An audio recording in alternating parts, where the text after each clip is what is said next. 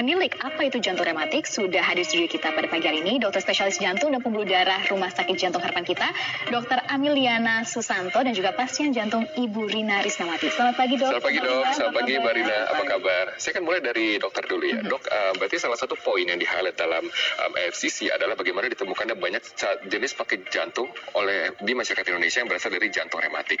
Jantung rematik ini apa? Jadi penyakit jantung rematik itu adalah penyakit jantung yang mengenai katup jantung. Jadi katup jantung itu mengalami kerusakan permanen.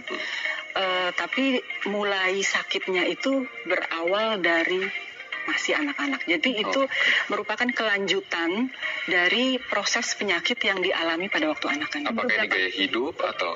Bukan, infeksi. Jadi berapa, Dok, biasanya? Anak-anaknya sekitar 5-15 tahun, tapi kemudian manifestasi penyakit jantung rematik di mana katup itu rusak, itu 10-20 tahun kemudian. Jadi penyakit jantung rematiknya sekitar dekade 3-4 lah, umur 20-40 tahun baru kita menjumpai. Berarti silent killer berarti ini ada ya, itu dalam tubuh. silent, jadi ada proses yang silent. Jadi awalnya mulai dari infeksi tenggorokan pada anak-anak. Biasanya anak-anak usia sekolah 5-15 tahun. Gejalanya seperti apa nih, Dok? Karena kan mungkin infeksi tenggorokan itu seringkali ditemui di anak-anak. Iya, memang betul. Jadi kita tidak bisa tahu betul. Jadi kan anak-anak sakit tenggorokan sering banget ya. Betul. Cuman masalahnya adalah kumannya itu khusus. Kumannya namanya Streptococcus group A. Itu yang bikin gara-garanya. Tapi melalui apa? Biasanya penularannya melalui udara, kemudian makanan. Jadi kan anak-anak kalau batuk nggak tutup mulut, jadi menular sesama teman gitu ya. Atau nggak cuci tangan dengan bersih. Nah, itu bisa kayak higienis. Dan biasanya memang timbulnya di area pemukiman yang padat, yang higienenya kurang. Itu. Nah, itu infeksi itu kemudian menimbulkan reaksi imun pada tubuh anak. Reaksi imun itu sebenarnya bagus untuk membunuh kuman, tapi ini ada salah.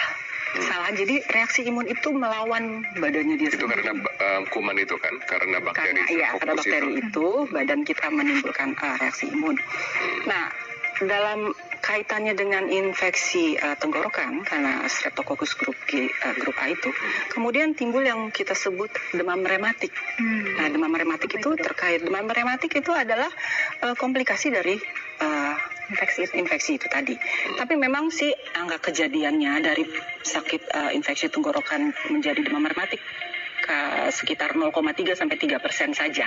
Jadi nggak semua yang sakit tenggorokan kemudian kena demam rematik. Berarti apa yang diperhatikan nih, Dok? Mungkin misalkan untuk orang tua di rumah terutama. Jadi pengobatannya mesti optimal pada waktu dia sakit tenggorokan. Jadi kita nggak bisa menganggap nggak disepelekan.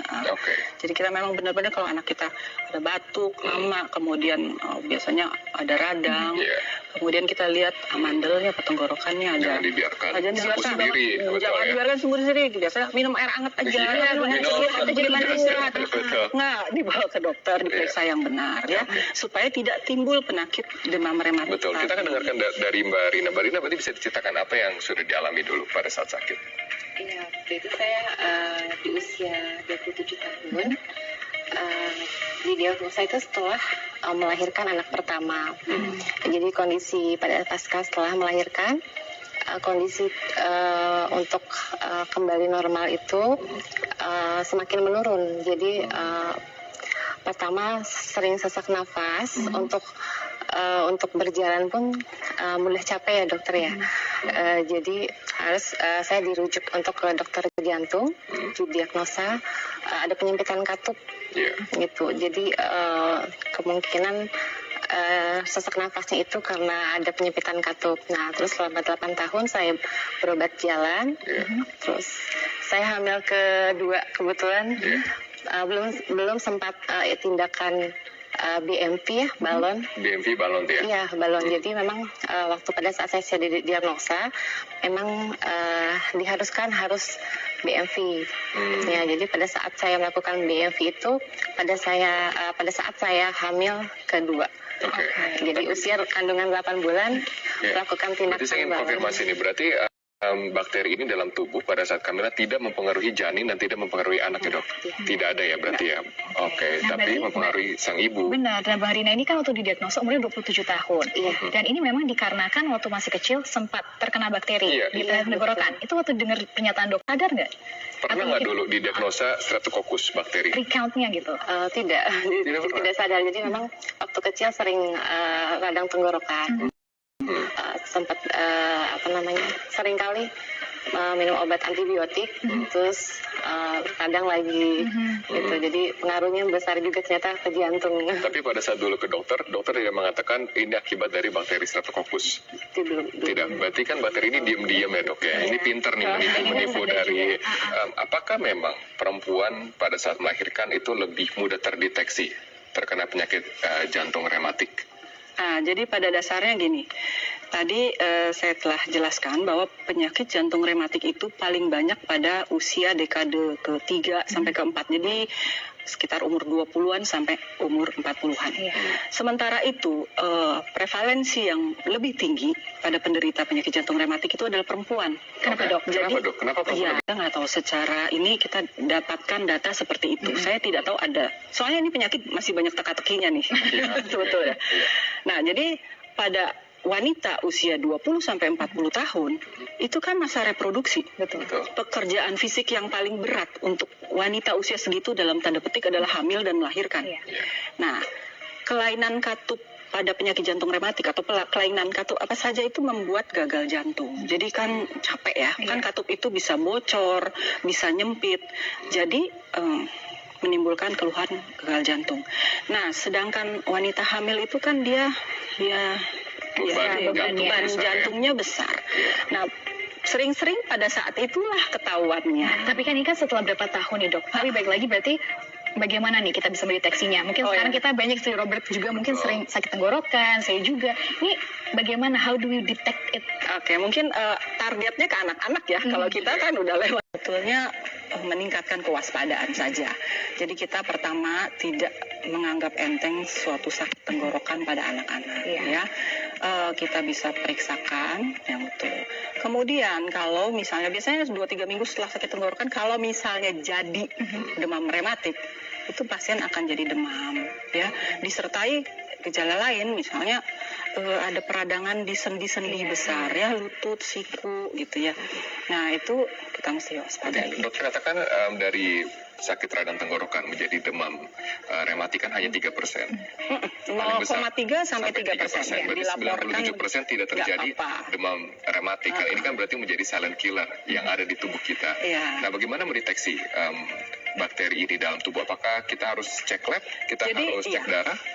Kita bawa anak kita ke dokter, kemudian oleh dokter diperiksa. Ada beberapa pemeriksaan yang umumnya dipakai untuk menegakkan diagnosis adalah swab tenggorok. Jadi kan karena itu kumannya dari situ tuh.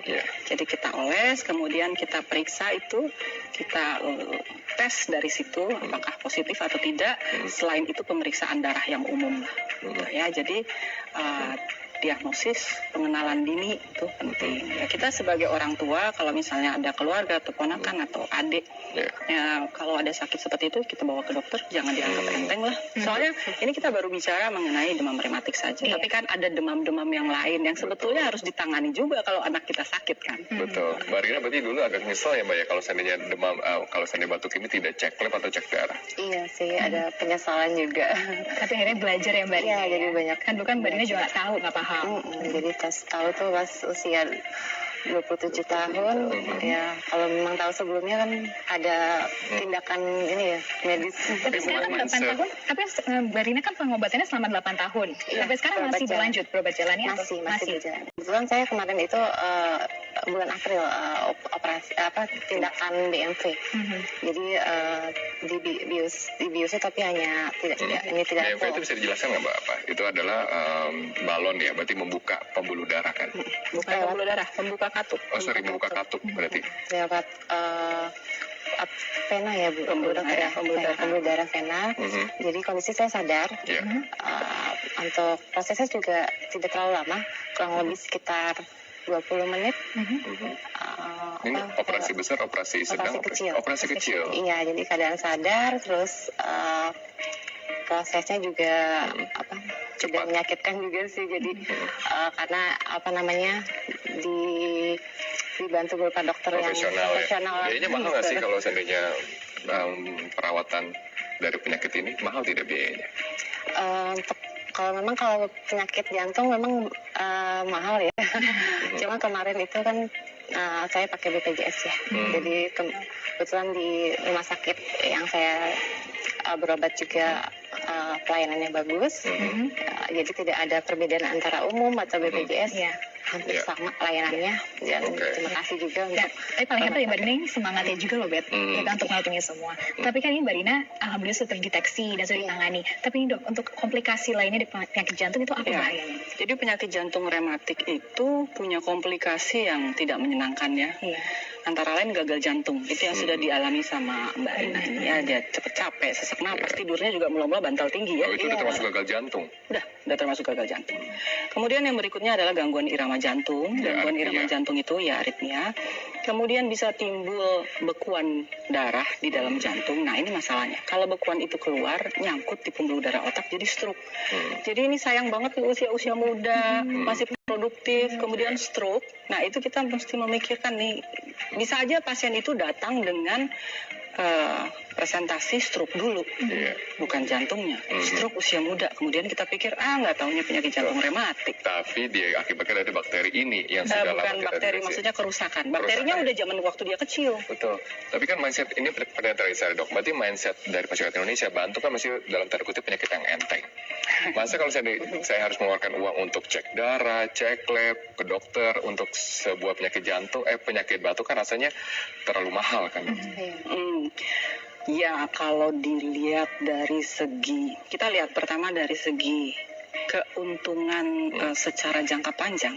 Kalau kita bisa cegah dari awal, nggak akan timbul penyakit jantung rematik dan komplikasinya lagi. Yang kalau kita hitung-hitung akan jauh lebih besar lagi economic burden-nya. Tapi sekarang juga kita dipermudahkan, ada BPJS, pertama dari segi keuntungan secara jangka panjang. Kalau kita bisa cegah dari awal, nggak akan timbul penyakit jantung rematik dan komplikasinya lagi. Yang kalau kita hitung-hitung akan jauh lebih besar lagi economic burden-nya. Tapi sekarang juga kita dipermudahkan, ada BPJS. Nih Ibu Rina kan pakai BPJS. Ya mungkin dengan itu kan kita akan bisa meringankan. Berarti cek lab, cek darah bisa ditanggung. Jadi sebetulnya kita intinya adalah ke dokter. Nanti dokter itu yang akan menentukan apakah ini perlu pemeriksaan lebih lanjut. Dokter itu akan memikirkan apakah ada kecurigaan ke arah demam rematik atau demam yang biasa aja. Jadi yang paling penting itu kewaspadaan dari awal. Jadi kita bawa aja ke dokter, nanti tinggal dokternya nanti yang mikir. Terima kasih Dok.